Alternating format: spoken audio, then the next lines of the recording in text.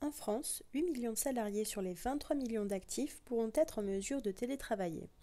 Mais si l'activité des salariés est touchée et qu'il n'est pas possible de faire du télétravail, le gouvernement a mis en œuvre un mécanisme exceptionnel et massif de chômage partiel. Vous l'avez peut-être déjà entendu, mais sous d'autres termes. Chômage technique ou activité partielle, ces termes évoquent le même dispositif. Mais quel est-il? Comment le mettre en place? Voici un point sur tout ce qu'il faut savoir. Le chômage partiel, qu'est-ce que c'est? À cause du coronavirus en France, certaines entreprises sont en difficulté. Elles peuvent alors demander le chômage partiel.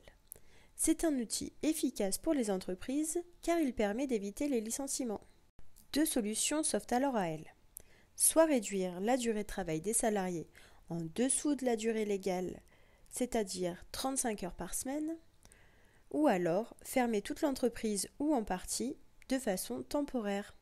Ainsi, le chômage partiel permet de ralentir, voire arrêter de manière temporaire l'activité de l'entreprise sans que les salariés soient privés de revenus. En contrepartie, l'État verse aux entreprises une indemnité afin de compenser celle versée aux salariés pour qu'ils ne subissent pas de perte de salaire totale. À retenir, le ministère du Travail répondra aux demandes d'autorisation de chômage partiel en 48 heures et non en 15 jours comme la loi le prévoit. Il prévoit également que l'allocation versée aux employeurs soit prise en charge à 100%. Les entreprises peuvent recourir au chômage partiel dans les situations suivantes.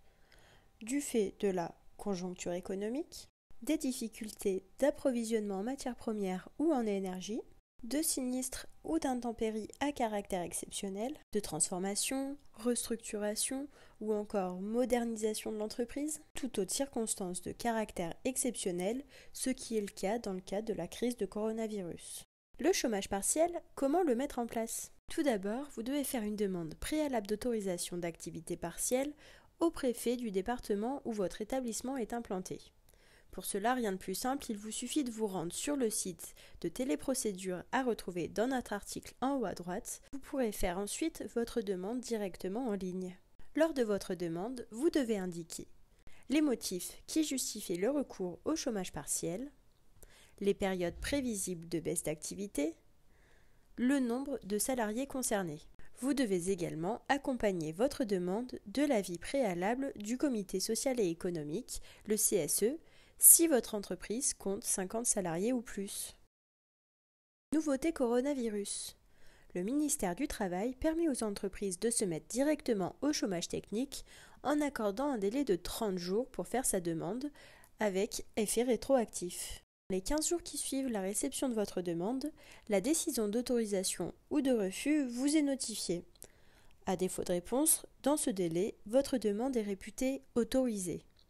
Il s'agit d'une décision d'autorisation implicite.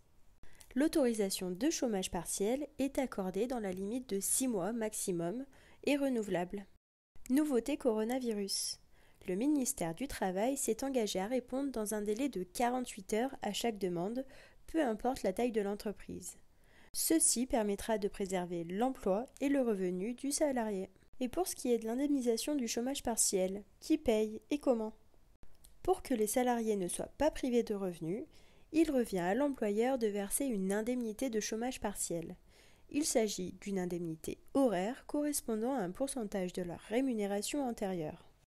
Ainsi, le montant qui est versé à chaque salarié ne doit pas être inférieur à 70% de sa rémunération brute horaire. Cela correspond à environ 84% du salaire net horaire. L'indemnité versée ne peut pas être inférieure au SMIC. Si tel est le cas, l'employeur devra verser la différence aux salariés sous forme d'une allocation complémentaire. À noter, si le salarié débute une formation durant la période de chômage partiel, il recevra alors 100% de sa rémunération nette.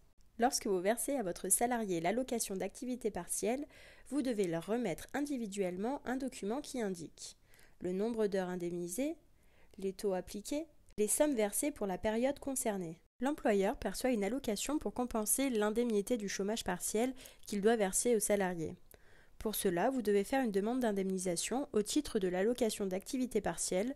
Vous retrouverez l'adresse de la plateforme sur notre article en haut à droite. Cette demande contient les informations sur votre identité en tant qu'employeur, La liste nominative des salariés concernés ainsi que le numéro d'inscription au répertoire national d'identification des personnes physiques, ainsi que les états nominatifs précisant notamment le nombre d'heures chômées par salarié. Si votre demande est acceptée, vous pourrez percevoir une allocation financée conjointement par l'État et l'organisme gestionnaire du régime d'assurance chômage. Tout employeur peut percevoir l'allocation d'activité dans la limite de 1000 heures par an et par salarié, quelle que soit la branche professionnelle. 100 heures si la mise en activité partielle des salariés est due à des travaux de modernisation des installations et des bâtiments de l'entreprise. Le montant de l'allocation qui vous est versé est le suivant. 7,74 € pour les entreprises de 250 salariés et moins et 7,23 € pour les entreprises de plus de 250 salariés. Nouveauté coronavirus. Le gouvernement s'engage à couvrir 100% des indemnisations qui sont versées aux salariés par leur employeur dans la limite de 4,5 SMIC.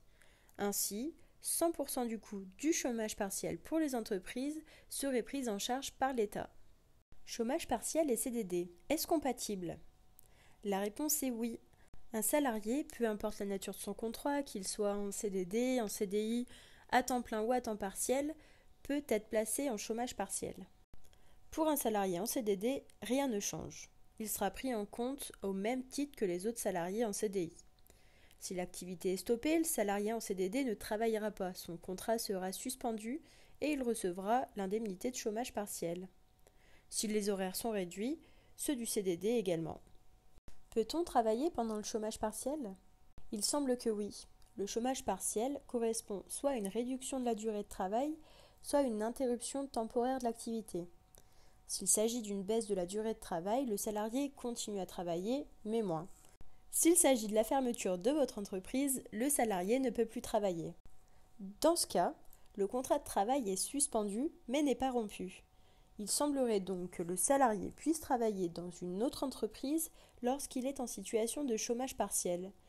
Il doit bien évidemment informer en amont son employeur du nom de son nouvel employeur et de la durée de son contrat, car il ne doit pas porter concurrence en travaillant chez un concurrent ou pour son propre compte avec une activité concurrentielle. Quel impact a le chômage technique sur ma période d'essai ? Les salariés en période d'essai peuvent tout à fait bénéficier du chômage. Si votre entreprise ferme, le contrat de travail du salarié est suspendu. Ainsi, sa période d'essai sera suspendue et reprendra une fois la période du chômage partiel terminée. Et pour la rupture de la période d'essai, comment ça se passe ? Cette question est délicate. En période d'essai, l'employeur peut rompre à tout moment le contrat sans justification s'il considère que les compétences du salarié ne correspondent pas au poste. Dès lors que la période d'essai n'est pas liée aux compétences du salarié, il s'agit d'une rupture abusive ouvrant droit à des dommages et intérêts pour le salarié. En période de chômage partiel, si le salarié ne travaille pas, vous ne pouvez pas évaluer ses compétences et ainsi vous ne pouvez pas considérer que le salarié ne convient pas au poste. Il sera donc difficile de rompre dans cette situation la période d'essai du salarié.